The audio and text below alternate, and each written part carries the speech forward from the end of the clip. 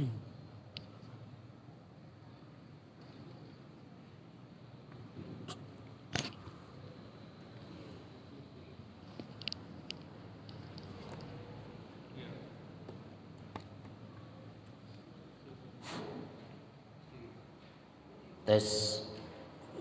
Assalamualaikum warahmatullahi wabarakatuh. Alhamdulillah, wassalatu wassalamu ala rasulillah wa ala alihi wa sahbihi wa mawalah, wa la hawla wa la quwwata illa billah. Asyhadu an la ilaha illallah wahdahu la syarika lah, wa asyhadu anna sayyidana wa nabiyyana Muhammad abduhu wa rasuluh wa safiyuhu wa khaliluh. Allahumma salli wa sallim ala sayyidina Muhammadin miftahi babi rahmatillah adada ma fi ilmillah, salatan wa salaman daimaini bidawami mulkillah, wa ala alihi wa sahbihi adada kulli dzarratin alfa marrah. Bapak Ibu jemaah salat subuh sekaligus pengajian yang insyaallah kita semua mudah-mudahan dimuliakan oleh Allah Subhanahu wa ta'ala.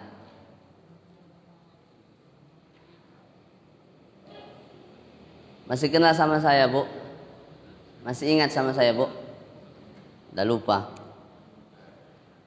Baik, seharusnya yang mengisi kajian pada Ahad subuh ini adalah guru kita Al-Muallim Al-Ustaz Akmal Marzuki.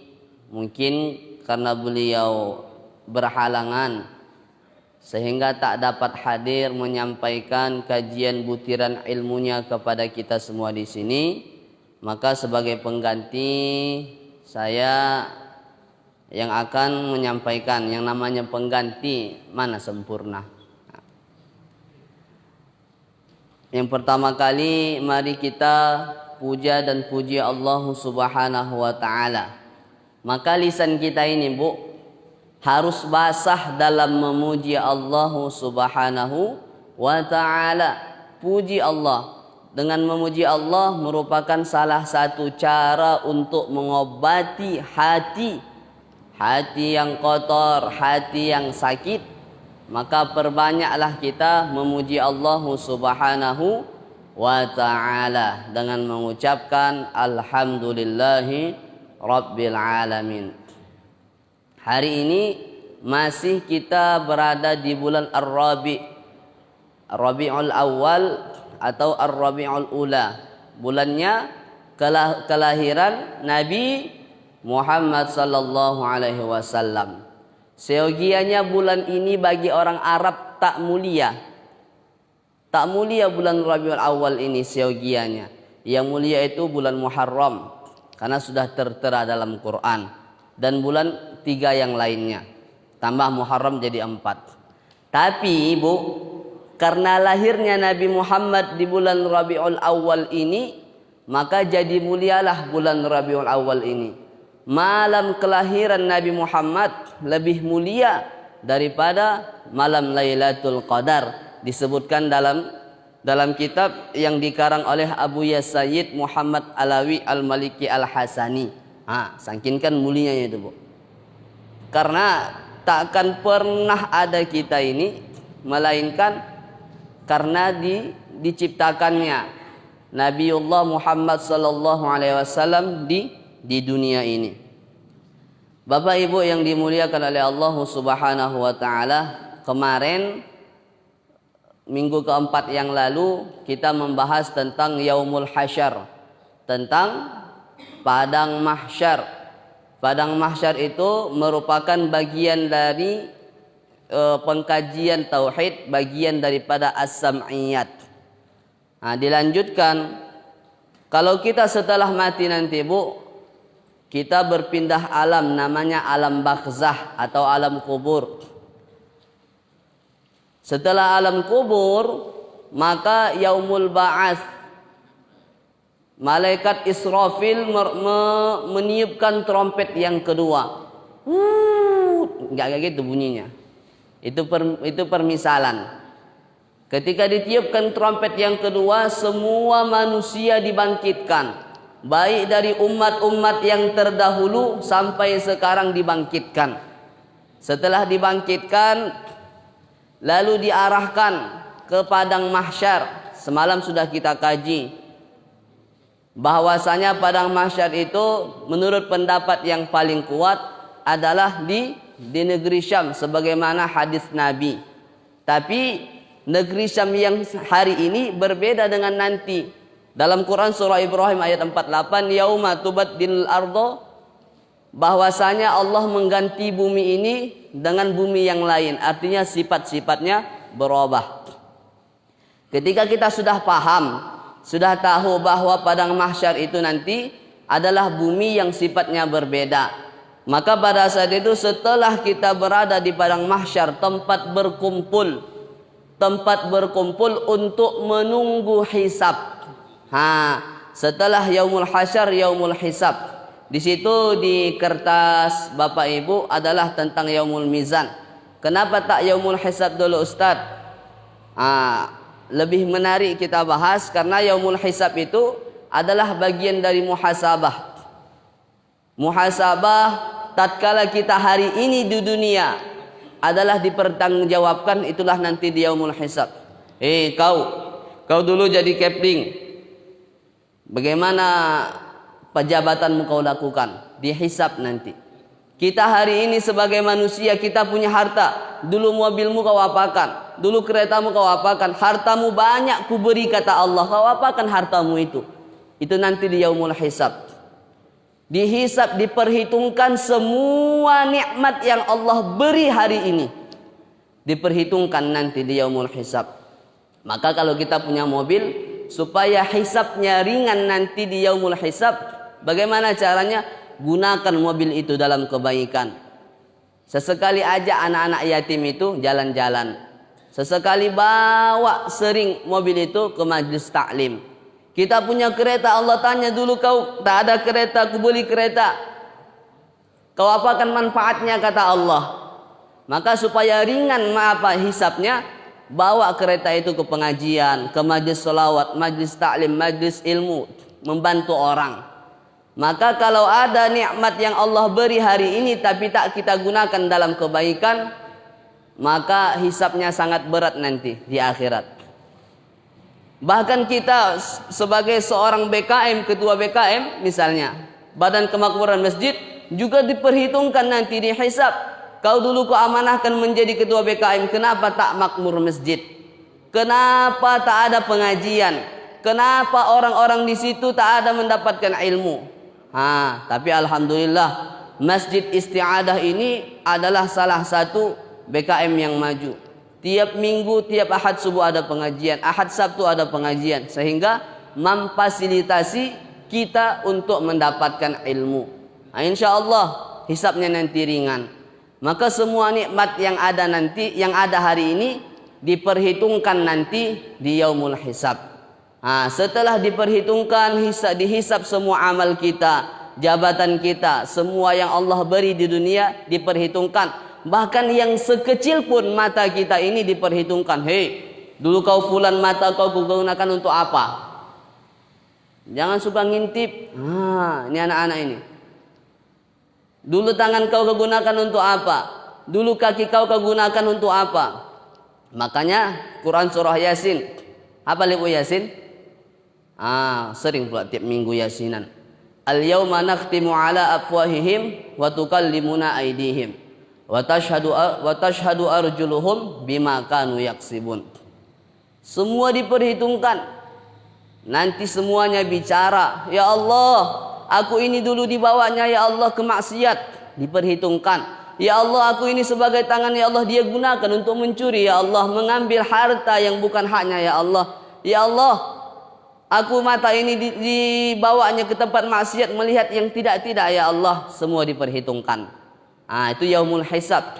Setelah seluruh amal kita, tanggung jawab kita selama hidup di dunia dihisab, diperhitungkan, maka masuklah kita di yaumul mizan. Yaumul mizan itu adalah hari penimbangan. Maka di sini kita perhatikan itu makalah sederhana yang kita tulis. Kenapa Ustadz buat itu? Saya dulu pernah teringat waktu saya di kampung mengaji. Ada guru saya almarhum Ustadz Sahlan. Beliau kalau setiap membuat pengajian pasti ada oleh-oleh yang diberi sama jemaah. Kalau cuma ceramah ngomong, tak semua yang mendengarkan. Ada yang hari ini masuk kanan, besok udah keluar dia. Bahkan ada yang mantul dia, masuk kanan, tak masuk dia, mumbal. Makanya kita berikan daripada kertas itu, bentuk dakwah meneruskan daripada guru kita. Yaumul mizan itu adalah hari, kalau kita pahami adalah hari penimbangan. Di situ ada pengertiannya. Al-yaumu artinya kalau dalam bahasa Arab hari. Maka mizan itu secara etimologis ma taqarraru bihi al-asya'u khuffatan wa thiqalan, yaitu alat untuk mengukur berat dan ringannya sesuatu. Itulah nanti amal kita dihitung, ditimbang di situ di yaumul mizan. Nanti kita lihat bagaimana kriteria mizan itu. Apakah macam timbangan di rumah kita itu? Nanti kita lihat. Sedangkan menurut istilah syar'i bahwa al-mizan itu adalah timbangan yang hakiki, memiliki dua piringan. Kalau kita pernah melihat timbangan yang lama, itu ada tiangnya, lalu ada neraca kiri dan kanan. Seperti itulah gambaran mizan nanti di akhirat. Ada batangnya, ada pipanya, setelah itu ada neraca kiri dan kanan. Kalau dia sebelah kanan nanti untuk kebaikan, kalau sebelah kiri untuk keburukan. Nanti kita perhatikan. Yang Allah letakkan pada hari kiamat untuk menimbang amal-amal para hambanya. Maka setelah kita dihisap nanti, dipertanggungjawabkan apapun itu, lalu dihitung, ditimbang amal kita. Apakah banyak kebaikan atau banyak keburukan. Hari ini kita harus perhatikan amal-amal kita. Maka semua amal yang dilakukan di dunia ini, ingat ya, semua, bahkan sampai hal yang terkecil sekalipun, dihitung nanti, ditimbang nanti oleh Allah di akhirat. Di mana di mizan tidak ada yang dilupakan Allah sekecil apapun kebaikan. Maka hari ini tak boleh kita sepele dengan kebaikan-kebaikan, dan tak boleh kita sepele dengan hal yang kecil dalam menimbulkan maksiat. Banyak orang-orang besar bisa dia binasa karena hal yang kecil. Lihat Raja Namrud, dia mati karena hal yang sepele. Ada yang mengatakan lalat, ada yang mengatakan nyamuk.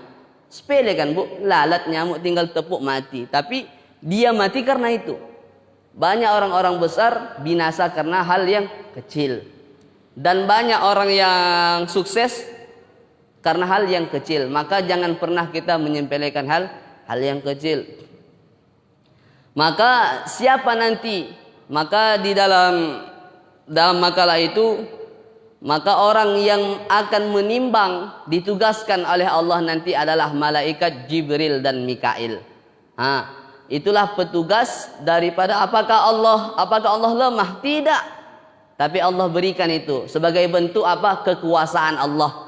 Bahwa Allah bisa nyuruh-nyuruh. Allah kuasa. Allah itu luar biasa untuk menunjukkan kekuasaan Allah Subhanahu wa taala. Maka Allah perintahkan malaikat Jibril dan malaikat Mikail sebagai petugas untuk menimbang amal manusia. Itu dari segi pengertian, supaya kita kenal apa itu yaumul mizan. Maka apa dalil yaumul mizan? Ada dalilnya. Banyak dijelaskan di dalam Al-Quran. Banyak. Pertama Quran surah Al-Anbiya, wa nad'ul mawazin al-qist liyaumil qiyamah. Maka kami akan memasang timbangan yang adil nanti pada hari kiamat, timbangan yang tepat, yang mana timbangan itu takkan pernah ada sedikit pun kesalahan. Kalau kita akan jualan, kadang silap kita, tak sengaja kitanya terkurangi dia. Karena orang ramai, misalnya kita jualan, ramai pembeli, beli cabai, beli bawang, beli tomat. Karena ramai itu tak kita perhatikan timbangannya. Rupanya belum sampai sekilo, kita bilang sekilo. Sebenarnya bentuk tak sengajaannya. Nah, karena sibuk itu. Tapi nanti di hari akhirat, di yaumul mizan, Pak, tak akan pernah ada kesilapan di situ. Pas ukurannya. Apapun yang kita lakukan hari ini di dunia, pas ukuran timbangannya, tak lewat dan tak lebih, sesuai dengan ukuran amal kita hari ini di dunia. Itu Quran surah Al-Anbiya ayat 47. Ada Quran surah Al-Qari'ah. Fa amma man thaqulat mawazinuh fahuwa fi 'ishatir radiyah. Maka kalau kita berat timbangan kita, berat timbangan amal kita nanti di yaumul mizan, fahuwa fi 'ishatir radiyah, maka dia itulah manusia yang mendapat nikmat yang sangat memuaskan. Semua ada ganjarannya. Diteruskan sampai ayat yang ke-9. Begitu juga Quran surah Al-Mu'minun ayat 102 103. Fa amma man thaqulat mawazinuh fa ulaika humul muflihun. Maka orang yang berat timbangan kebaikannya, maka dialah menjadi orang yang muflih, orang yang menang, orang yang akan mendapatkan kenikmatan yang sudah dijanjikan oleh Allah. Wa amman khaffat mawazinuh fa ulaika alladzina khasiru anfusahum. Maka kalau dia ringan timbangannya, maka dialah nanti akan menjadi orang yang rugi nanti. Maka kalau kita sudah tahu tujuan kita, Bu, tujuan manusia apa, Bu? Tujuan manusia kalau kita rangkumkan dalam Al-Quran ada dua. Yang pertama, tujuan manusia adalah sebagai Abdullah, sebagai hamba Allah. Kalau kita sudah tahu kita sebagai hamba, maka kita harus patuh. Yang kedua, tujuan manusia itu Al-Khalifah, sebagai pemimpin, khalifah terutama untuk diri sendiri. Bagaimana merawat bumi ini, memakmurkan bumi ini. Kalau kita sudah paham tujuan kita hidup sebagai manusia, maka insya Allah kalau kita tahu hakikatnya, kita tak akan menyesal nanti di yaumul akhirah. Nah, itu dalilnya. Itu dalil dari Al-Quran. Dalil dari hadis apa, Ustaz? Dalil dari hadis banyak, tapi dicantumkan hanya itu. Kalimatani habibatani ilar rahman. Ini hadis yang cukup terkenal. Khafifatani alal lisan, thaqilatani fil mizan. Itulah kalimat subhanallah walhamdulillah, subhanallah wa bihamdihi, subhanallahil azim. Dua kalimat yang sangat dicintai oleh Allah. Ringan di lisan tapi berat di timbangan mizan. Nah, itulah dalilnya, mengatakan bahwa itu adalah mizan. Itu hadis Sahih Bukhari nomor 7563. Nah, itu dalilnya bahwa mizan. Apakah ada, Ustadz, orang yang mengingkari mizan? Ada. Orang-orang Mu'tazilah. Kalau dia azab kubur, orang Mu'tazilah bedanya sama kita. Kalau Mu'tazilah itu menganggap yang diazab atau yang diberi nikmat itu di alam kubur adalah ruh. Tapi kalau kita Ahlus Sunnah wal Jamaah adalah wal jasadu war ruhu. Jasad dan ruh nanti yang mendapat azab dan nikmat di alam kubur. Nah, di sini ketika di yaumul mizan, perbedaan di mana? Mereka tak mengakui adanya mizan. Tapi kalau kita Ahlus Sunnah wal Jamaah ada dengan dalil-dalil yang banyak dalam Al-Quran. Dihitung nanti, ditimbang. Itu perbedaannya. Maka ini kalimat subhanallah wa bihamdi, subhanallahil azim. Banyak guru-guru kita menyuruh mengamalkan ini. Ini amalan yang sangat memberatkan dan waktunya yang paling pas diamalkan kapan, Bu? Kapan, Pak? Sebelum subuh. Pada saat fajar, sebelum azan subuh, ini diamalkan 70 kali. 70 kali setiap sebelum azan subuh. Insyaallah. Ini hadis sahih. Ini kalimat yang ringan. Kalimat yang ringan, tapi ketika nanti di yaumul mizan, Bu, timbangannya itu sangat bermanfaat untuk memberatkan timbangan kebaikan kita. Salat kita apalah, kadang apa? Kadang diterima, kadang tidak. Banyak dosa kita. Kadang kita lupa bahwa kita bernajis. Silap kita. Kebanyakan salat kita jarang yang khusyuk. Mengharapkan salat bagaimana pula nanti ditimbang. Mengharapkan puasa, terkadang puasa kita seringkali menghibah, hilang pahala puasa kita. Seringkali mengkatai orang, ini jinak, itu sampai begitu hilang pahala puasanya. Kalau kita amalkan amalan-amalan itu, tak bisa kita harapkan puasa kita, salat kita. Kadang kita ini banyak silapnya daripada tak silap. Nah, itu makanya al-insan manusia. Kalau manusia itu bahasa Indonesia artinya sesuatu yang dilupakan, yang sering lalai.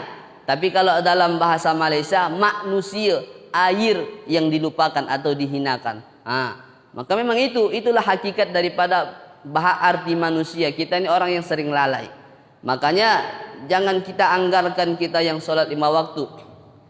Kalau orang yang betul-betul dia ingin mengharapkan ridha Allah, kata Umar bin Khattab, qabla ayyuhasibu hasibu anfusakum qabla an tuhasabu.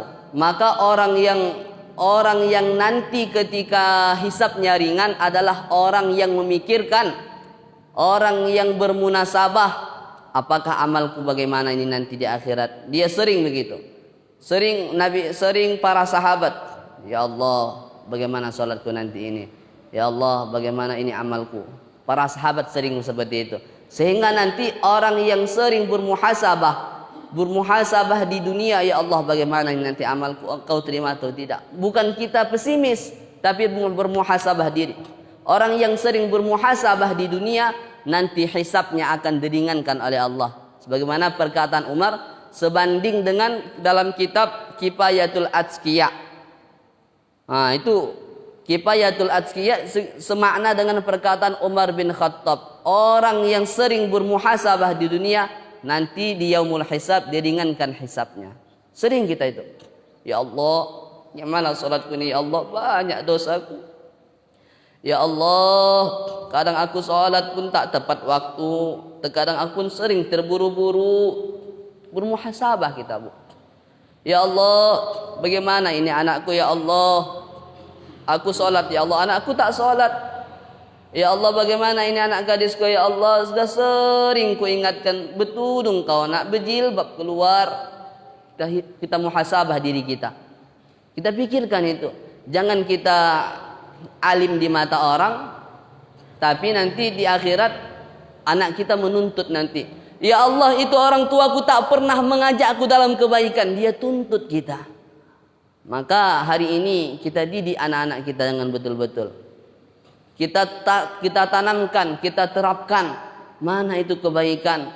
Jangan sampai nanti anak itu menuntut kita di yaumul hisab. Dihitung Allah, tak jadi kita masuk surga karena tuntutan seorang anak. Tak jadi kita masuk surga karena tuntutan seorang tetangga. Hati-hati, sering-sering kita bermuhasabah. Orang yang sering bermuhasabah akan diringankan hisabnya. Itu. Kita lanjutkan.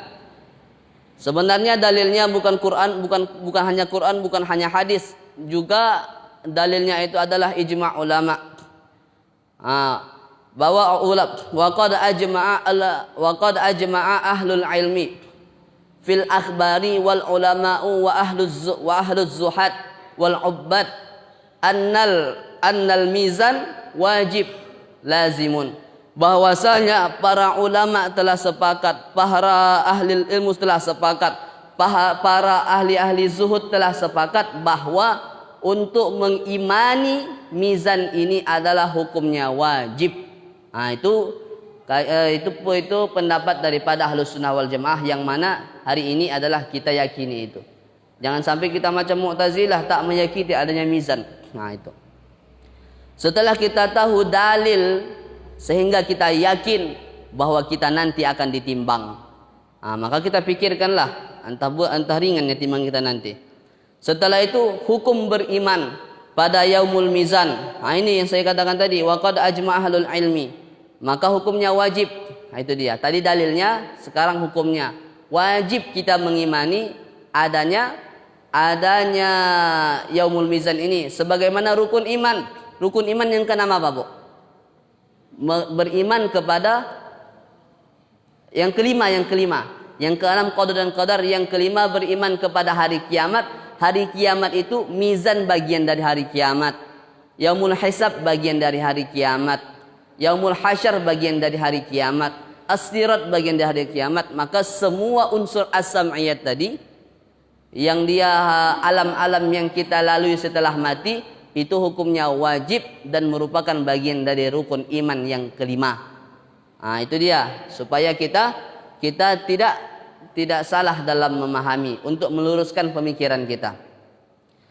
Setelah kita mengetahui pengertian, dalilnya, hukumnya, bagaimana sifat dan bentuk mizan itu, supaya kita tahu. Maka mizan itu seperti saya katakan tadi, seperti neraca, timbangan, bukan timbangan yang apa itu, Bu, ya, yang timbangan 2 kilo itu, bukan. Atau bukan timbangan yang gula yang petak yang besar itu. Tapi timbangan neraca nanti, timbangan mizan nanti, yaitu seperti neraca yang memiliki 2 piringan, yang saya katakan tadi. Memiliki 2 piringan, diantaranya ada pipa penghubung.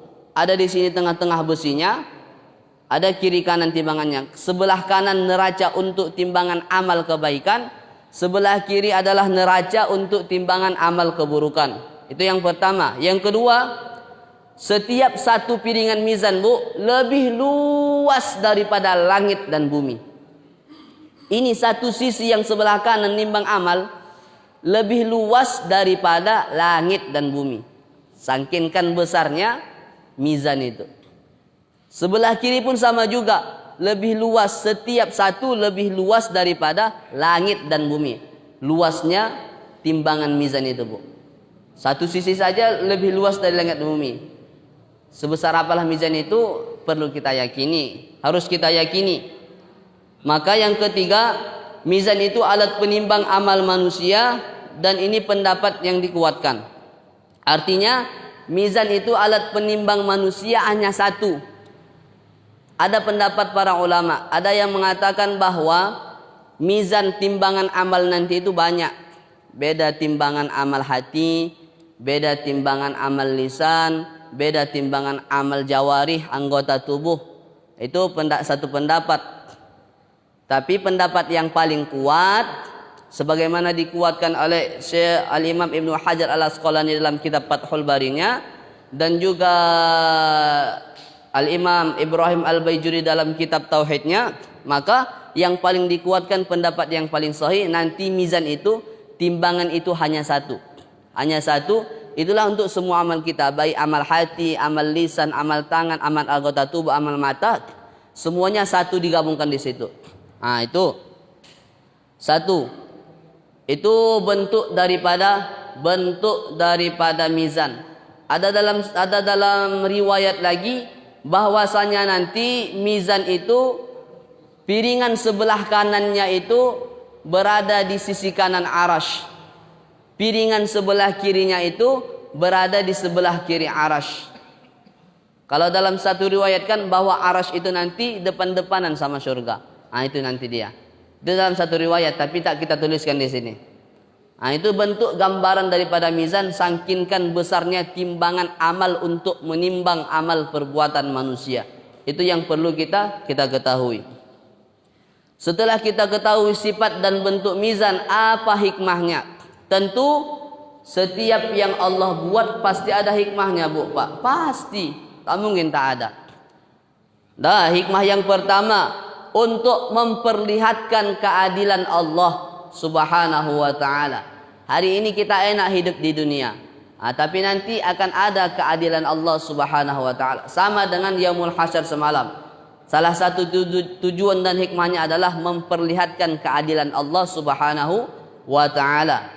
Maka semua kita hari ini yang kita buat di dunia akan diadili oleh Allah. Maka hati-hati kita berpikir kita kalau ingin melakukan sesuatu. Jangan sembrono, jangan sembarangan. Kalau aku lakukan ini, bagaimana nanti? Kalau aku lakukan ini, bagaimana nanti? Nah, itu orang yang sering memikirkan dan sering bermuhasabah. Itu yang pertama. Yang kedua, menegakkan hujjah terhadap makhluk. Nanti yaumul hisab dan yaumul mizan, semua orang saling berhujjah. Seorang anak berhujjah kepada orang tuanya, ya Allah, tak pantas mereka masuk surga, ya Allah. Mereka tak ajarkan aku kebaikan, ya Allah. Mereka tak ajak aku sholat, ya Allah. Mereka tak larang aku tak pakai jilbab keluar, ya Allah. Berhujjah. Apa kata Rasul? Aisyah bertanya kepada Nabi Muhammad, ya Rasulullah, di akhirat nanti tempat mana yang engkau tidak mengingat lagi keluargamu? Tak mengingat keluarga, kata Aisyah. Maka Rasulullah menjawab, ada 3 tempat yang mana aku nanti di akhirat tidak mengingat keluargaku. Salah satunya adalah di yaumul hisab dan di yaumul mizan dan juga di sirat. Itu Nabi Muhammad dalam hadis itu mengatakan dia tidak mengingat keluarganya. Sangkinkan, bukan artinya Nabi Muhammad tak ingat, tapi itu bentuk daripada hukum kepada kita, bahwasanya kita nanti ini manusia akan sibuk dengan hitungan amal kita. Ketika ditimbang, takutnya kita, ya Allah, bagaimana ini? Itu hujjah. Bagaimana nanti seorang tetangga menuntut tetangganya, ya Allah, dia sering sakiti aku, tak pantas dia masuk surga. Hutang, ya Allah, selama di dunia dia belum bayar hutangnya, ya Allah, belum bisa masuk surga. Semua orang berhujjah di situ. Ya Allah, dia dulu ada hutangnya, ya Allah, padahal hutang di dunia 1000 peraknya. Tapi si manusia satu ini tak ikhlas dia. Tak ikhlas. Hati-hati. Dia pikirkan hutangnya itu. Maka kita semasa hidup ini, ingat kalau ada hutang dicatat. Kan Al-Quran nyuruh gitu. Dicatat itu supaya ketika kita mati, anak kita tahu hutang kita berapa, sama siapa kita berhutang. Misalnya, kita kan orang tua ini kan tak pernah mengatakan tidak kepada anak kalau untuk kebaikan. Mak, aku nak kuliah, mak. Ya, kuliahlah nak. Tapi tadi katakannya duitnya tak ada. Nak, mak, aku butuh laptop, mak, buat skripsi, buat ini makalah. Diusahakan orang tua. Itulah orang tua. Tak membilangkan tidak pada anaknya kalau itu untuk kebaikan. Sekalipun uang di saku tak ada. Dicatat hutang-hutang itu supaya nanti ahli waris kita tahu berapa hutang. Maka kalau kita matikan, maka yang perlu disampaikan itu, Bapak Ibu para ahli takziah, kalaulah ada hutang piutang orang tua saya, maka kamilah akan mengurusnya, kan gitu. Maka itu tanggung jawab. Maka kalau kita ada hutang ditulis. Yang ketiga, daripada hikmah adanya yaumul mizan adalah menampakkan tanda-tanda kebahagiaan dan kesengsaraan pada hari akhir. Bahwa nanti di akhirat ada orang-orang yang bahagia, muflih, ada orang yang khasir, yang rugi nanti, yang sengsara di akhirat. Itu ingin Allah tunjukkan kepada kita, sehingga kalau kita sudah tahu hikmahnya, kita takutlah berbuat di dunia ini. Kita takut berbuat, Bu, Pak. Kaki ini hati-hati kita langkahkan, mulut ini hati-hati bicara. Kalau kita yang di masjid ini, kalau Bapak Ibu di masjid ini, dosanya itu tak lagi khamar, tak lagi mabuk. Dosanya itu tak lagi zina. Tapi dosa macam orang Bapak ini yang sering sholat di masjid, tak itu. Itu dosa orang awam. Dosa Bapak orang Ibu, ribah, gosip. Ringan memang di lidah. Ringan di lidah, tapi salah satu dosa yang memberatkan daripada di yaumul mizan, memberatkan keburukan, meringankan kebaikan adalah dosa ghibah, Bu. Ringan di lidah, enak-enak lidah. Tak capek kita, tinggal omongkan, sini ini, buncin itu gini. Misalnya, iya kan? Ringan di lidah, tapi ketika nanti di yaumul mizan berat untuk dosa ditimbang. Hati-hati. Itu dosa orang Bapak Ibu. Tak lagi dosa-dosa zina, mabuk tapi menggosip, kata orang, memfitnah, menyebar berita hoax. Nah, itu dosa bapak orang ibu. Lebih tinggi lagi dia. Tapi nampak sepele. Itu saya bilang tadi, banyak orang yang binasa karena hal yang sepele, banyak orang bahagia karena hal yang sepele. Hati-hati dengan yang kecil-kecil. Setelah kita tahu hikmahnya, maka kita harus lebih hati-hati.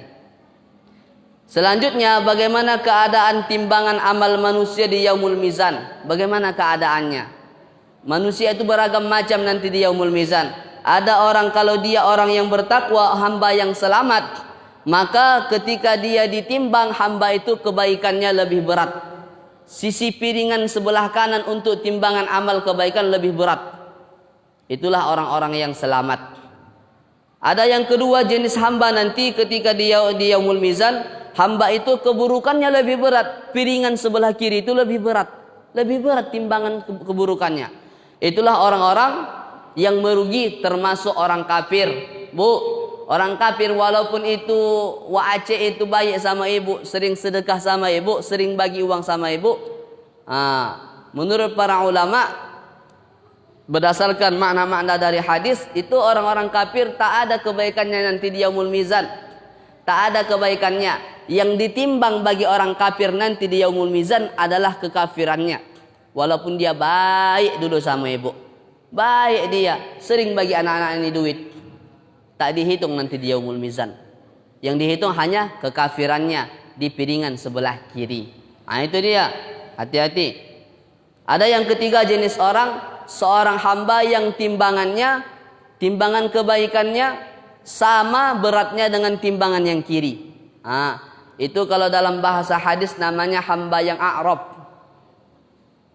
Itulah termasuk juga hamba yang selamat. Maka kemana Allah tentukan dia? Itu nanti kuasa Allah. Tapi kebanyakan kalau orang seperti itu al-a'rab, orang yang selamat termasuk, apalagi mendapatkan syafaat Nabi Muhammad sallallahu alaihi wasallam. Mungkin dari 3 kategori ini kebanyakan kita pilih pula, mau yang pertama tadi, mau yang kedua atau yang ketiga. Kita sendiri yang mengusahakannya di dunia ini, karena kita di dunia ini Allah berikan al-kasbu, usaha. Dengan usaha itulah Allah akan mengadili kita di yaumul mizan. Walaupun seyogianya hakikatnya kullu amalin, setiap amal yang ada di dunia ini, setiap perbuatan yang terjadi di muka bumi ini hakikatnya adalah yuqaddirullah, Allah yang menentukan. Bahkan seorang pezina pelacur, dia itu termasuk bagian dari kehendak Allah, tapi kehendak Allah yang tak diridhoi. Ustaz, kenapa Allah menghendaki si pelacur itu berzina? Terus kenapa nanti dia disiksa? Tapi Allah yang menghendaki. Contohnya gini bu, logikanya. Ibu punya telekung, ya bu ya.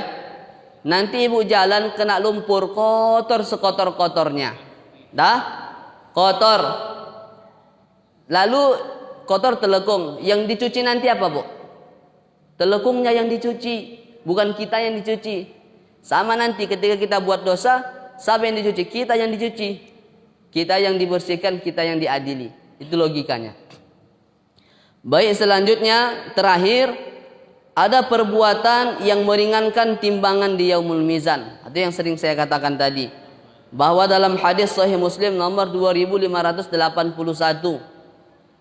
atadruna mal muflis, tahukah engkau, kata Rasul kepada para sahabat, tahukah kalian apa muflis itu? Apa orang-orang yang merugi itu? Para sahabat bilang orang yang tak punya dinar dirham, orang yang tak punya harta. Bukan, kata Rasul, situ ada artinya, orang yang muflis itu adalah orang-orang yang datang nanti, ya'ti yaumal qiyamah, datang pada hari kiamat. Dia bawa as-salatnya, dia bawa pahala puasanya, dia bawa pahala zakatnya untuk ditimbang, dia bawa seluruh amal kebaikannya. Tatkala nanti rupanya ada orang yang saya bilang tadi berhujjah, ada orang berhujjah, ya Allah, dulu semasa dia di dunia dia sering fitnah aku ya Allah, dia sering sakiti hatiku ya Allah, dia sering kekerasi aku ya Allah, dia sering zalimi aku ya Allah. Banyak orang menuntut kita. Sehingga amal ibu, walaupun ibu sering naik haji, berkurang amal ibu dibagi sama dia. Amal ibu dibagi sama dia. Sehingga nanti timbangan kita ketika di yaumul mizan, timbangan kebaikan itu jadi ringan. Itulah amalan perbuatan zalim yang bisa meringankan amal kebaikan kita selama di dunia. Hati-hati. Dan juga sebaliknya, amal perbuatan yang bisa memberatkan timbangan kita, seperti kalimat subhanallah wa bihamdi, subhanallahil azim. Dan juga dalam hadis arba'in, hadis yang ke-24, at-tuhuru syatrul iman, walhamdulillahi tamla'ul mizan. Kalimat alhamdulillah itu, Bu, alhamdulillah itu ringan di lidah, tapi tamla'ul mizan, bisa memberatkan timbangan di mizan. Wa subhanallahi walhamdulillahi tamla'ani au tamla'u ma bainas sama'i wal ardh. Bahwasanya kalimat subhanallah walhamdulillah itu dua kalimat yang bisa memberatkan timbangan, bahkan lebih berat daripada langit dan bumi. Itu hadis riwayat Imam Muslim. Jangan sepele dengan hal-hal yang kecil. Maka kalau kita habis sholat, jangan pulang langsung, berzikir dulu 5 menitnya sebentar. Sesibuk manapun kita usahakan berzikir dulu. Subhanallah, alhamdulillah, Allahu akbar. Itu hal yang sepele hari ini kita rasakan, tapi nanti sangat besar manfaatnya di yaumul mizan. Itulah dia. Maka inilah yang dapat Al-Fakir sampaikan. Mudah-mudahan kita bisa bermuhasabah. Muhasabah amalan kita hari ini, bahwa kita sudah tahu bagaimana nanti kehidupan di mizan, bagaimana nanti kehidupan di yaumul hisab, bagaimana kehidupan di yaumul hasyar yang sudah disampaikan semalam. Ketika kita sudah fahami, kita sudah rasakan, kita takut, kita berhati-hati melakukan sesuatu, sehingga kita orang yang ringan nanti hisabnya di akhirat. Amin, amin ya rabbal alamin. Mungkin ini yang dapat Al-Fakir sampaikan. Mudah-mudahan bermanfaat. Jika ada pertanyaan, bolehlah, kalau tahu dijawab. Kalau tak tahu, ya gimana mau dibuat lagi, tak tahu. Pernah saya bertanya sama guru saya, Profesor Dr. Hasan As'ari. Beliau luar biasa. Beliau katakan, ini tak bidang saya tak tahu. Padahal kalau beliau mengatakan sedikit pun, pasti yang namanya murid langsung percaya. Tapi karena kealiman beliau, dia katakan tidak. Tak tahu saya, katanya. Pernah dulu almarhum guru kami, Profesor Ramli Abdul Wahid, pernah menceritakan bagaimana Tuan Arsyad Thalib Lubis ketika seorang jemaah datang ke rumahnya. Ya Tuan, aku ingin bertanya, katanya. Bertanyalah dia tentang suatu permasalahan. Tak langsung dijawab Tuan Arsyad Thalib Lubis. Nanti kau datang ya, seminggu lagi baru ku jawab, kata Tuan tuh. Setelah seminggu datang lagi. Datang si jemaah itu menuntut jawabannya. Belum ku dapat jawabannya, kata Tuan Arsyad. Belum dapat aku jawabannya. Seminggu lagi kau datang ya. Padahal Tuan Arsyad Thalib Lubis orang yang luas ilmunya, tapi untuk kehati-hatian. Itu alimnya beliau. Apalagi macam kita ini, macam awak ini, ilmu pun tak ada, nak jawab sembarangan, bahayalah. Mungkin inilah yang dapat Al-Fakir sampaikan. Mudah-mudahan bermanfaat, sehingga kita orang-orang yang betul-betul sering bermuhasabah selama di dunia, dan hisab kita ringan di akhirat nanti. Amin, amin ya rabbal alamin. Akhirul kalam, billahi taufiq wal hidayah. Wassalamualaikum warahmatullahi wabarakatuh. Doa langsung. Doa langsung, kata Ustaz moderator. Astaghfirullahal azim. Astaghfirullahal azim. Astaghfirullahal azim alladzi la ilaha illa huwal hayyul qayyum wa atubu ilaih. Alhamdulillahi rabbil alamin, wassalatu wassalamu ala asyrafil anbiya'i wal mursalin, sayyidina wa maulana Muhammadin wa ala alihi wa sahbihi ajma'in. Allahumma inna nas'aluka bi asma'il husna wa sifatil ulya يا حي يا قيوم يا حنان يا منان يا بديع السماوات والأرض يا ذا الجلال والإكرام اللهم اجعل جمعنا هذا جمعا مرحوما وتفرقنا من بعده تفرقا معصوما واهدنا يا الله صراطا مستقيما اللهم يا الله يا رحمن يا رحيم ampunkan dosa kami ya Allah, ringankan hisab kami, mudahkan segala urusan kami ya Allah. Tatkala nanti di yaumul akhirah, mudahkan segala urusan kami, baik di alam kubur, di yaumul hasyar, yaumul hisab dan yaumul mizan. Mudahkan semuanya ya Allah. Masukkan kami dalam golongan hamba-Mu yang muflih birahmatika ya arhamar rahimin. Rabbana atina fid dunya hasanah wa fil akhirati hasanah wa qina adzaban nar. Wa sallallahu wa sallam ala sayyidina Muhammadin wa ala alihi wa sahbihi ajma'in. Bifadlika subhana rabbika rabbil izzati amma yasifun. Wa salamun ala al mursalin walhamdulillahi rabbil alamin.